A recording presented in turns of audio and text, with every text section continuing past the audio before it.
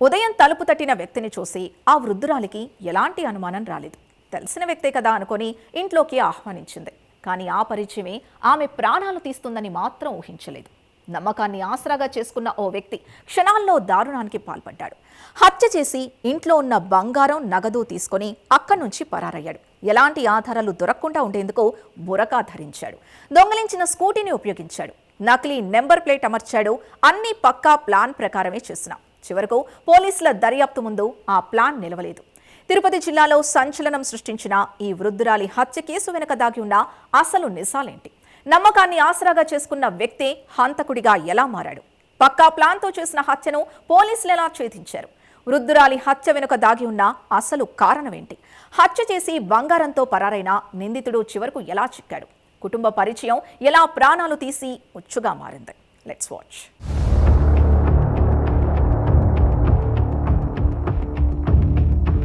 తిరుపతి జిల్లా సాయినగర్లో ఈ నెల 14న జరిగిన వృద్ధురాలు జ్యోతి హత్య కేసును పోలీసులు ఛేదించారు. ఇంట్లో ఒంటరిగా ఉన్న వృద్ధురాలిని అత్యంత దారుణంగా హత్య చేసి విలువైన నగదును దోచుకెళ్లిన ఘటన పోలీసులకు కూడా సవాల్గా మారింది.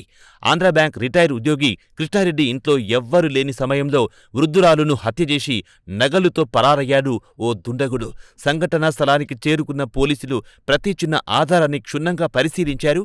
హత్య ఎలా జరిగింది, నిందితుడు ఎటువైపు నుంచి వచ్చాడు, ఎలాంటి ఆనవాళ్లు వదిలి వెళ్లాడు అనే కోణాల్లో దర్యాప్తు ప్రారంభించారు. మొదట్లో ఈ కేసులో స్పష్టమైన ఆధారాలు పెద్దగా కనిపించలేదు. నిందితుడు ముందుగానే పక్కా ప్రణాళికతో వచ్చినట్లు పోలీసులు గుర్తించారు. తన అసలు గుర్తింపు బయటపడకుండా ఉండేందుకు బురఖా ధరించాడు. ప్రయాణానికి దొంగిలించిన స్కూటీని వినియోగించాడు. అంతేకాదు వాహనంపై నకిలీ నంబర్ ప్లేట్ అమర్చి పోలీసులను తప్పుదో పట్టించే ప్రయత్నం చేశాడు. నేరం జరిగిన వెంటనే అక్కడి నుంచి వేగంగా పరారయ్యాడు. అయితే నిందితుడు ఎంత తెలివిగా వ్యవహరించినా పోలీసుల శాస్త్రీయ సాంకేతిక దర్యాప్తు ఒక్కో ఆధారాన్ని బయటకు తీసుకొచ్చింది.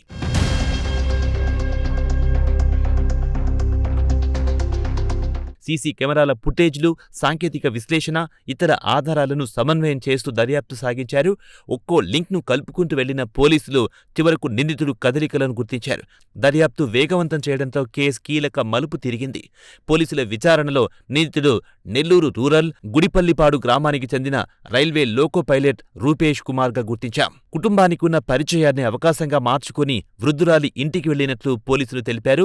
జలసాలకు అలవాటు పడిన రూపేష్ నేరానికి పాల్పడ్డాడు. ఆర్థిక ఇబ్బందులు, అప్పుల భారమే అతన్ని ఈ నేరానికి ప్రేరేపించినట్టు దర్యాప్తులో వెల్లడయ్యింది. వృద్ధురాల్ని హత్య చేసిన తర్వాత ఇంట్లో ఉన్న బంగారం, నగదును తీసుకెళ్లి అక్కడి నుండి పరారైనట్లు పోలీసులు గుర్తించారు. నిందితుడి కోసం ప్రత్యేక బృందాలు గాలింపు చేపట్టాయి. అతడి కదలికలపై నిఘా పెట్టిన పోలీసులు చివరకు కృష్ణపట్నం రైల్వే స్టేషన్ సమీపంలో అదుపులో తీసుకున్నారు. అరెస్టు అనంతరం అతడి వద్ద నుంచి 12 లక్షల విలువైన బంగారు ఆభరణాలు, 47,000 నగదును స్వాధీనం చేసుకున్నారు.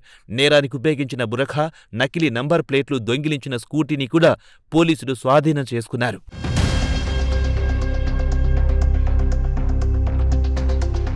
ఇటీవల కాలంలో తిరుపతి రూరల్ పోలీస్ స్టేషన్ లిమిట్స్లో 69 సంవత్సరాల వృద్ధురాల్ని నట్టుఫర్గైన్ చేయడం జరిగింది. ముఖ్యంగా ఇద్దరు కూడా అతను ఆంధ్రా బ్యాంక్లో పనిచేస్తూ రిటైర్డ్ అయ్యారు. భర్త జస్ట్ ఆ రోజు బయటికి వెళ్ళడం జరిగింది.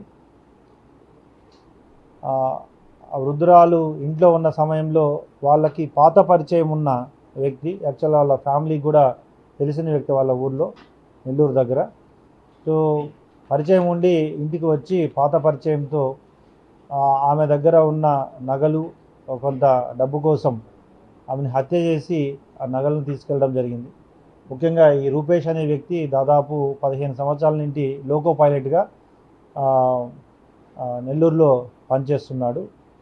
ఇతను కేవలం అతని యొక్క దురలవాట్లకి అప్పులు ఎక్కువ చేయడం, సో పరిచయం ఉన్న వీళ్ళు రిటైర్డ్ ఆఫీసర్స్గా ఉన్నారు కాబట్టి వీళ్ళ దగ్గర ఎక్కువగా నగలు, డబ్బులు ఉంటాయనే ఒక దురాలోచనతో ఇంటికి వచ్చి, తెలిసిన వ్యక్తిగా ఇంట్లోకి వచ్చి ఆమెని కిరాతకంగా చంపి నగలు, దొరికిన నగల్ని దాదాపు 12 లక్షలు విలువ చేసే నగలు, కొంత డబ్బు తీసుకెళ్ళడం జరిగింది.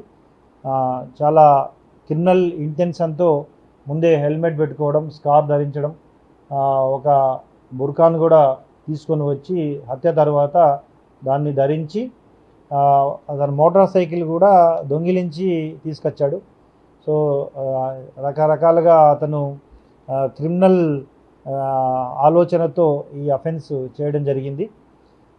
ముఖ్యంగా అఫెన్స్ జరిగిన తర్వాత ఇమ్మీడియట్గా అడిషనల్ ఎస్పీ క్రైమ్స్ మరియు additional SP law and order ఆధ్వర్యంలో DSP Chandragiri, inspector and crimes విభాగాలు, ఇన్స్పెక్టర్ రూరల్, క్రైమ్ ఇన్స్పెక్టర్స్ అందరూ, క్రైమ్ డిఎస్పీ అందరూ కలిసి సెపరేట్ టీమ్స్ ఫామ్ చేసి అటు టెక్నికల్గా సాంకేతికంగా ఉన్న ఆధారాలన్నింటినీ సేకరించడం జరిగింది. వెహికల్ని ఎక్కడ దొంగతనం చేశారు, అదేవిధంగా ప్రాపర్టీని కూడా ఇంటాక్ట్ రికవరీ చేయడం జరిగింది మొత్తం అతని సమక్షంలో. ఈ క్రైమ్ ద్వారా ప్రజలకి తెలిసిన వ్యక్తులతో కూడా జాగ్రత్తగా ఉండాలి. ఈ ఇంటి దగ్గర సీసీ కెమెరాలు లేకపోవడం అనేది చాలా ఇన్వెస్టిగేషన్కి ఇబ్బందికరంగా పరిణమించింది.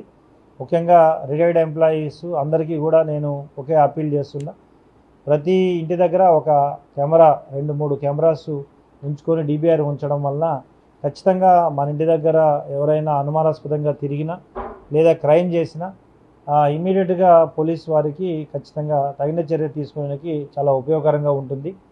ఈ కేసులో ఇంటి దగ్గర కెమెరాస్ లేకపోవడం వలన చాలా వరకు ఇన్వెస్టిగేషన్ కొంత సమయం పట్టింది. కానీ తప్పకుండా ఇన్వెస్టిగేషన్లో పార్టిసిపేట్ అయిన ఆఫీసర్స్ అందరూ ఖచ్చితంగా ఒక దృఢ సంకల్పంతో ఇంత హీనస్ క్రైమ్ని ట్రేస్ చేయాలని టీమ్స్ ఫామ్ అయి ముద్దాయితో పాటు ప్రాపర్టీని కూడా ఇమ్మీడియట్గా రికవర్ చేయడం జరిగింది.